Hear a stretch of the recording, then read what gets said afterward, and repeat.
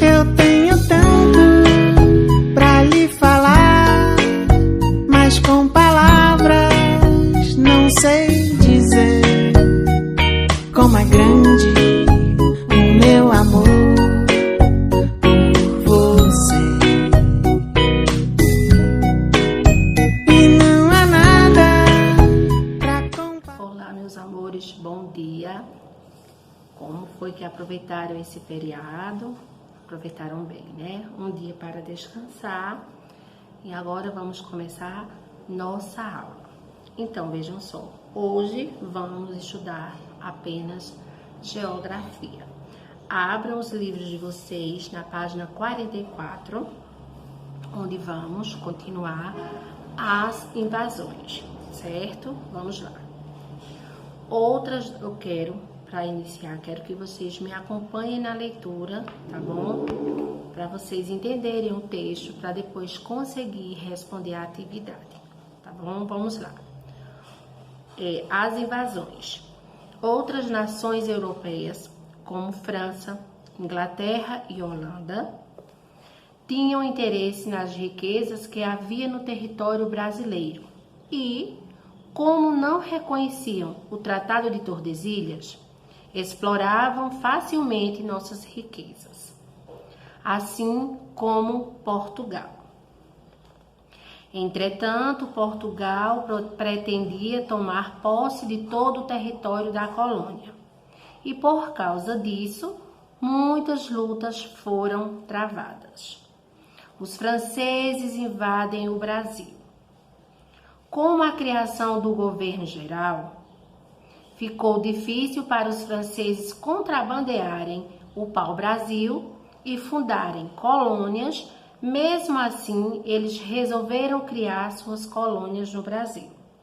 A primeira foi criada na Baía de Guanabara em 1555, na ilha de Sergipe, e foi denominada França Antártica.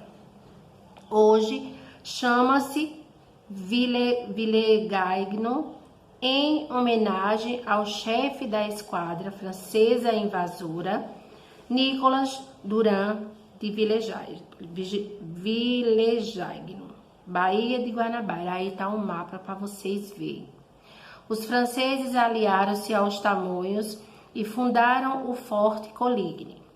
Foram expulsos do Rio de Janeiro em 1567. No governo de Mendes Sá, o sobrinho do governador, Estácio de Sá, as tropas portuguesas e o cacique Araribóia, da tribo dos Temimimós, ajudaram a expulsá-los. Depois de 45 anos, os franceses voltaram a invadir o Brasil. Fundaram a França Equinocial e construíram o Forte de São Luís em 8 de setembro de 1612. Desse forte surgiu a cidade de São Luís, atualmente capital do estado do Maranhão. Os franceses foram novamente expulsos em 1615, mas dessa vez pelas tropas portuguesas, chefiadas por Jerônimo de Albuquerque e Alexandre de Moura. Os holandeses invadem o Brasil. Os portugueses tinham um bom relacionamento com os holandeses e transportavam junto com eles o açúcar que era produzido no Brasil para os países europeus. A Holanda era encarregada de distribuir o açúcar para o mercado europeu, através de suas embarcações. Mas, quando o rei de Portugal, Dom Sebastião, morreu, sem deixar alguém que assumisse o trono, o rei da Espanha, Filipe II, assumiu o poder. Então, todas as colônias, inclusive o Brasil, passaram para o domínio espanhol.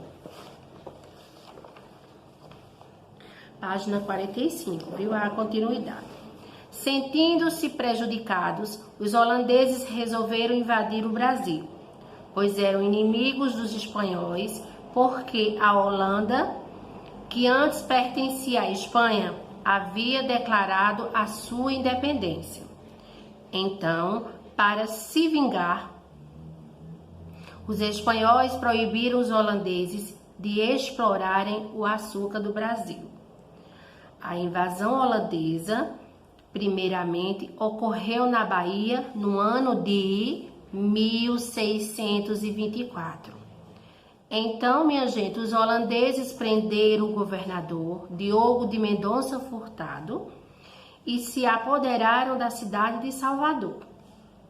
A população fugiu também para o interior. O bispo Dom Marcos Teixeira, ajudado por senhores de engenho, trabalhadores e escravos, organizou a resistência aos invasores. No ano seguinte, 2 esquadras, uma vinda de Portugal e outra da Espanha, expulsaram os holandeses. 6 anos depois, eles invadiram novamente o Brasil. E dessa vez, o alvo foi Pernambuco, porque era uma capitania muito rica devido à produção de açúcar. Os holandeses ocuparam Olinda e também Recife. Então, o governador de Pernambuco, Matias de Albuquerque, fugiu para o interior e lá fundou o Arraial do Bom Jesus. Com a ajuda dos indígenas e escravos, conseguiu resistir aos holandeses. Mas um brasileiro chamado Domingos Fernandes Calabar resolveu passar para o lado dos holandeses. Ele conhecia muito bem a região e os ajudou no ataque. Assim, os holandeses conseguiram conquistar Pernambuco. Derrotado, Matias de Albuquerque foi obrigado a fugir para Alagoas. Em 1637, Maurício de Nassau veio da Holanda para assumir o governo. Ele embelezou a cidade do Recife, construiu palácios, pontes e canais, trouxe pintores, cientistas e também artistas, e emprestou dinheiro para os senhores de engenho aumentarem a produção do açúcar. Em 1640, Portugal libertou-se do domínio espanhol, assinando em seguida um tratado de paz com a Holanda. Em 1644, o rei da Holanda mandou chamar Maurício de Nassau de volta a seu país. Com a partida de Nassau, os holandeses que aqui ficaram exigiram que os pernambucanos pagassem suas dívidas.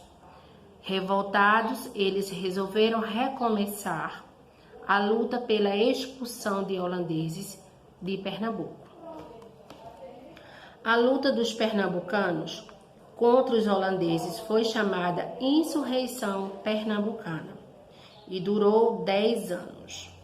Muitas batalhas ocorreram até que, finalmente, em 1654, na Batalha dos Guararapes, os holandeses foram derrotados.